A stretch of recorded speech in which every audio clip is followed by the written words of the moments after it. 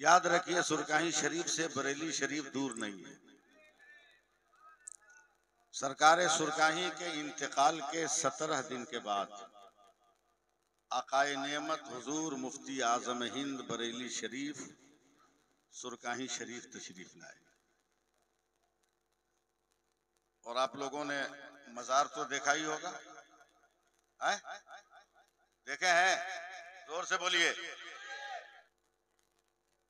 17 दिनों के बाद सरकार सुरकाही के इंतकाल के हुजूर मुफ्ती आजम आए और जहां से खानकाह की दीवार शुरू होती है, अभी वहीं पर सरकार मुफ्ती आजम हिंद ने पैरों से जूता निकालकर फेंक दिया। किसी ने कुछ कहा नहीं। वहां से रोते हुए सरकार सुरकाही के मजार पर आए। अगर उर्दू समझते हैं तो सुभान अल्लाह बोलिएगा। और रोज़े सरकार सुरकाही पर पहुंचकर रोते हुए कहते हैं, बिहार वालों, तुम लोगों ने हमसे गद्दारी किया है कि अल्लाह का इतना बड़ा वली इंतकाल कर गया, बरेली को पता भी नहीं चला। सरकार सुरकाही की वलायत पर अगर सबसे पहले किसी ने मोहर लगाई है तो बरेली का मुफ्ती आजम है। इसीलिए मैं कहता हूं कि सुरकाही बरेली से दूर नहीं और बरेली सुरकाही से दूर नहीं है। ढकिया का ढकिया पीर मिलेगा, टोकरी का टोकरी पीर मिलेगा, मगर ले आओ तलाश करके एक भी सरकार सुरकाही जैसा ले आओ। हम भी पीर हैं, ये भी पीर हैं, वो भी पीर हैं, आप भी पीर साहब।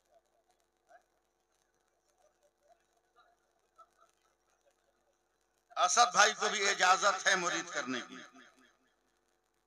इनको भी कई पीराने निजाम से खिलाफत है, मगर करते नहीं, अच्छा काम करते हैं। ये बेगर मुरीद किए हुए इतना दीवाना है, अब मुरीदी करेगा तो पागल बनाएगा क्या? ये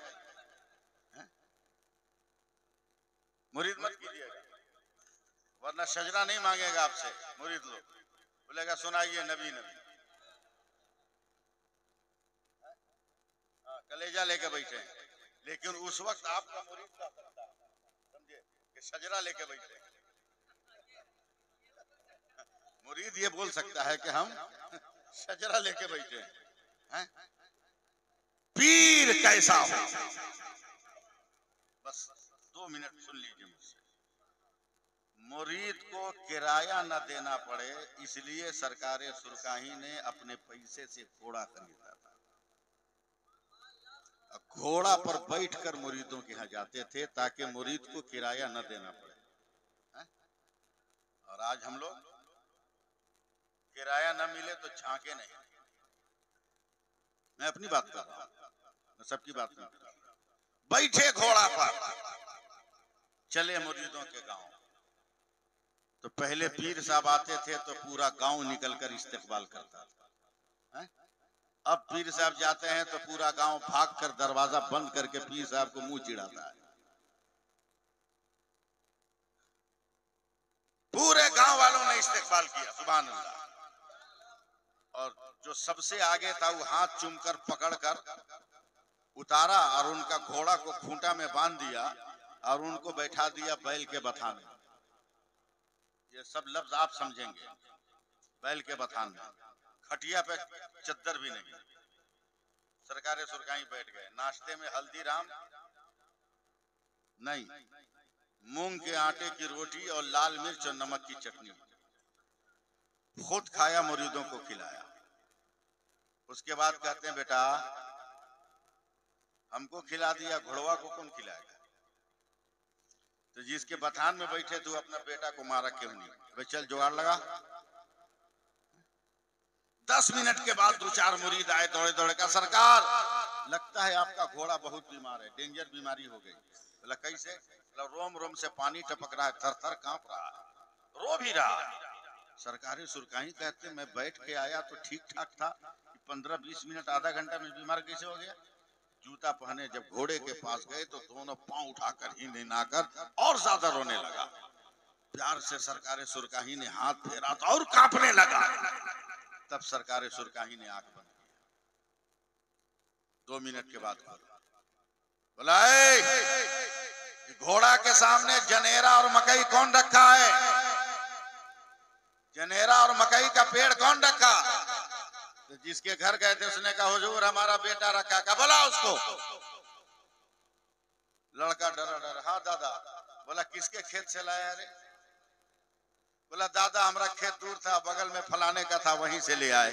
सरकारे सुरकाई ने कहा सुनो, मेरा नाम तेग अली है, मैं भी हलाल खाता हूँ और जिस जानवर पर बैठ जाता हूँ वो भी हलाल खाता है। नारे तकबीर, नारे रिसालत, फैज़ाने सरकारे सुरकाही, करामते सरकारे सुरकाही, आशिकाने करामते सरकारे सुरकाही। आसान नहीं है, आसान नहीं। लोग कहते हैं सरकारे सुरकाही एक सीधे साधे आदमी थे। हाँ सीधे साधे आदमी थे, मगर नबी की सुन्नतों के अंजुमन थे, अंजुमन थे। मेरे दादा, मेरा घर भी सुरकाही शरीफ है, मैं रहता कलकत्ते में हूँ, मेरा घर सुरकाही शरीफ है। और आज जो मुझको आने में देर हुई रिश्तेदारी निभाने में, रिश्तेदारी निभाने में मुझको देर हुई। मेरे दादा सरकारे सुरकाही इस्तिंजा किए। सुनिए पीर, और क्यों सरकारे सुरकाही आज भी हमारे दिलों में जिंदा है। असद भाई तवज्जो चाहूंगा। इस्तिंजा फरमाया, लोटा मेरे दादा को दिया, का दरासत पानी लेके आ, वजू करेंगे।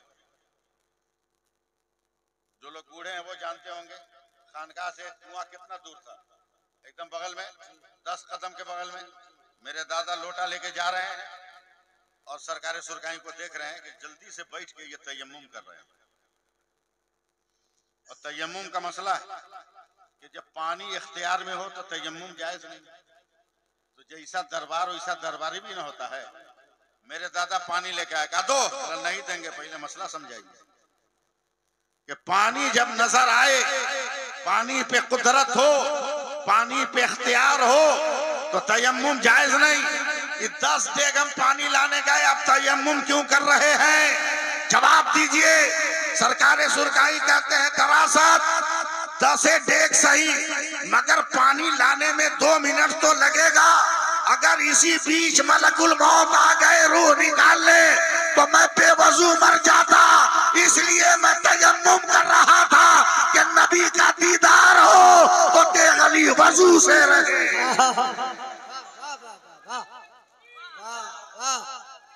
जिंदाबाद, जिंदाबाद, वाह वाह,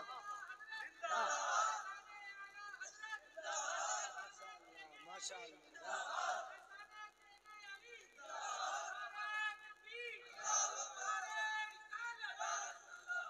और मजार में सोने वाले को मामूली समझ रहे हो क्या? मजार है ना, मामूली समझ रहे हो क्या? मामूली समझ रहे हो? बाप रे बाप कितना पावरफुल है वो समझो। पूरी जिंदगी असद भाई रो रो कर जलसगाह में, खानकाह में, दरसगाह में, मिलादगाह में दुआ करते रहे, या अल्लाह नबी का चेहरा दिखा दे, नबी का जलवा दिखा दे, नबी की सूरत दिखा दे। मगर मर गए, ज्यादा पैसा हुआ तो सिर्फ रोजा देखा, चेहरा न देख सका।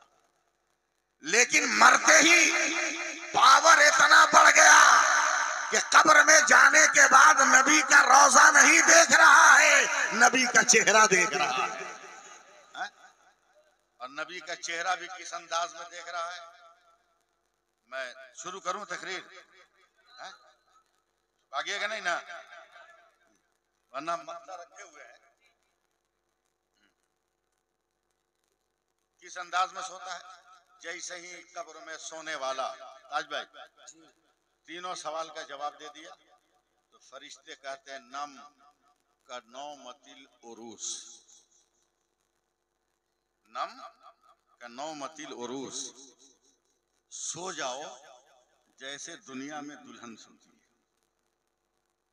लफ्ज समझिएगा, मैं बहुत आसानी के साथ बोल रहा हूं।